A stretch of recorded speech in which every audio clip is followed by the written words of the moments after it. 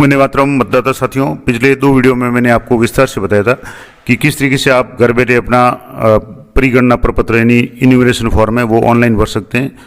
अब कई साथी जो आईटी के एक्सपर्ट नहीं है या उनको डाउट है कि कहीं कोई गलती नहीं हो जाए, तो अब बीएलओ आपके घर घर आएंगे और आपको बीएलओ द्वारा दिए गए फॉर्म को आपको भरना है और वापस उनको सबमिट करना है। इसमें आपको अपना फ़ोटो भी अपलोड पेस्ट करना है और 2 कॉपी में ये आपको भरना है। अब इसके लिए कौन कौन से डॉक्यूमेंट्स की आवश्यकता होगी या क्या क्या जानकारी आपको भरनी पड़ेगी, क्या क्या जानकारी आपको पता होनी चाहिए। तो ऑफलाइन अगर आप फॉर्म भरना चाहते हैं तो बीएलओ आपके 4 नवंबर से 4 दिसंबर के बीच में आपके घर पे आएंगे और अधिकतम 3 बार विजिट करेंगे। और इसमें आपको एक तो सबसे पहला काम तो आपको करना है कि अपना जो फोटो है, लेटेस्ट रंगीन फोटो है, वो 2 फोटो आपको अपने पास में रखने।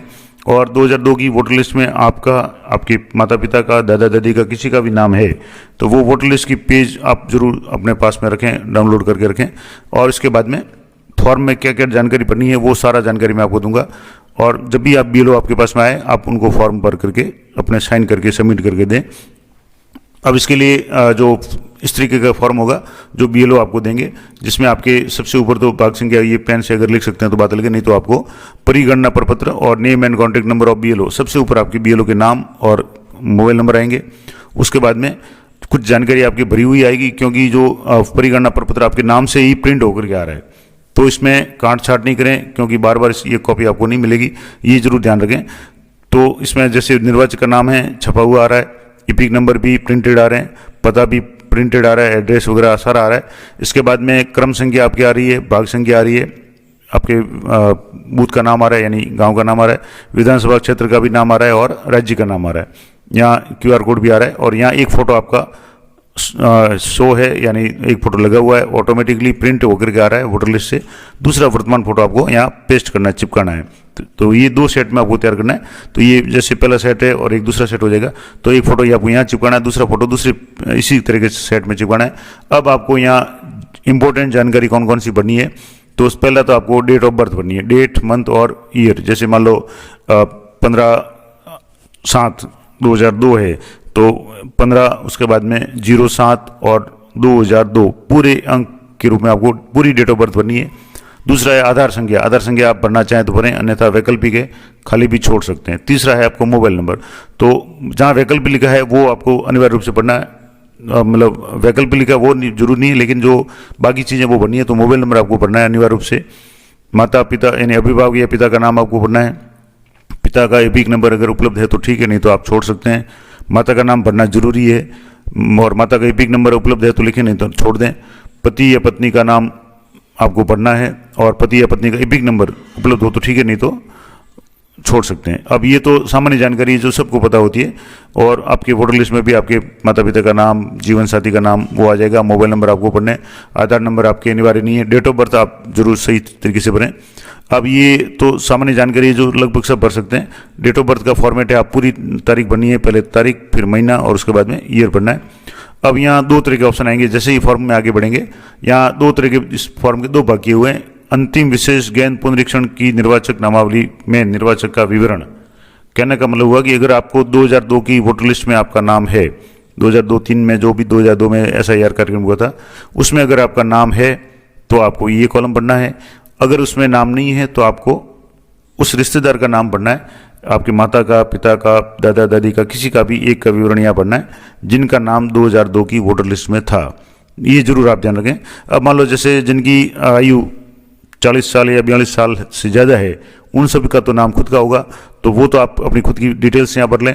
अब नए जो मतदाता साथी हैं, जैसे जिनका जन्म 2002 का है, 2005 का है और जिनका 18 साल की उम्र हो गई और वोटर लिस्ट में नाम आ गया, उनका 2002 की वोटर लिस्ट में नाम होगा ही नहीं, क्योंकि कईयों का तो उस समय जन्म भी नहीं हुआ होगा, कई लोग 18 साल के नहीं हुए होंगे।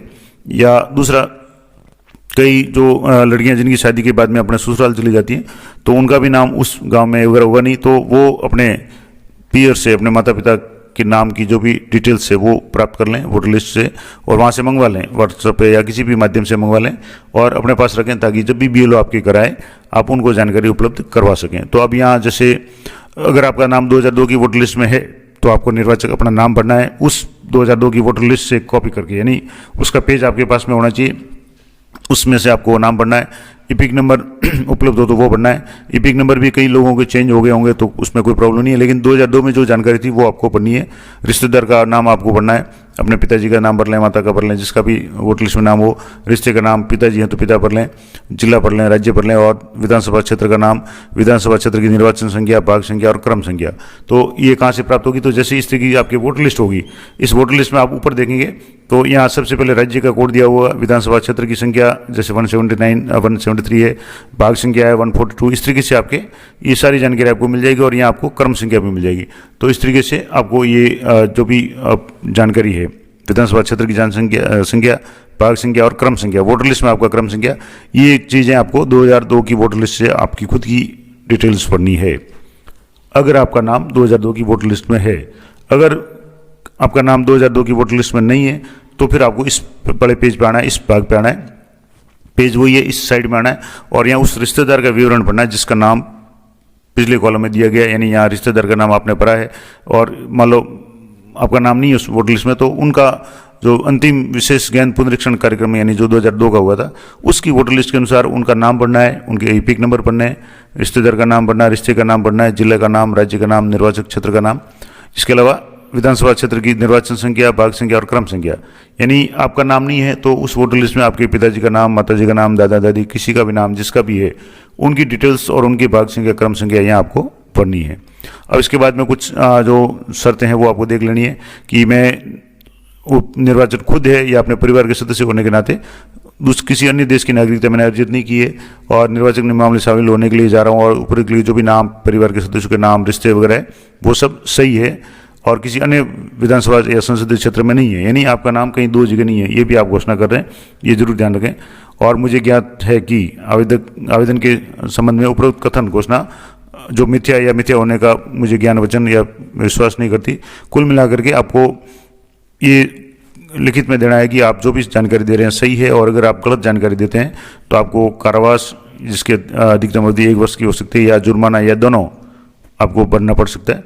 तो आपको गलत जानकारी नहीं देनी है। आपको नहीं पता है तो आप अपने बीएलओ से संपर्क कर लें और मैं आपको अगले वीडियो में बता दूंगा कि आप वोटर लिस्ट कैसे डाउनलोड करेंगे। 2002 की वोटर लिस्ट डाउनलोड करना बहुत आसान है, आप डाउनलोड करके रखें जिसमें आपके परिवार के किसी भी रिश्तेदार का नाम अगर आपको मिल जाएगा, दादा दादी का, माता पिता का, चारों में से तो किसी न किसी का मिलेगा ही मिलेगा, तो उनकी डिटेल्स आपको यहाँ भरनी है।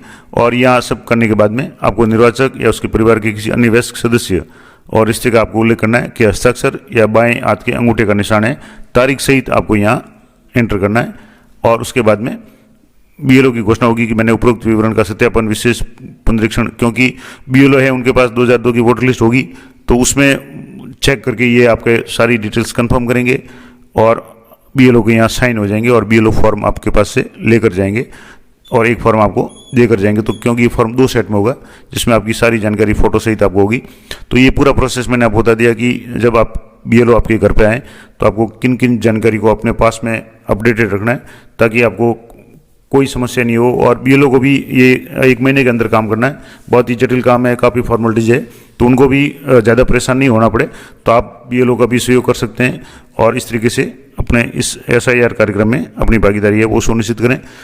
सारी जानकारी आप प्राप्त कर लें। मैं आपको अगली वीडियो में बता दूंगा कि किस तरीके से आप 2002 की और लेटेस्ट 2025 की वोटर लिस्ट डाउनलोड कर सकते हैं। तो कोशिश करूंगा अगली वीडियो में सारी जानकारी देने की। तो मिलते हैं नेक्स्ट वीडियो में, तब तक जय हिंद, जय भारत।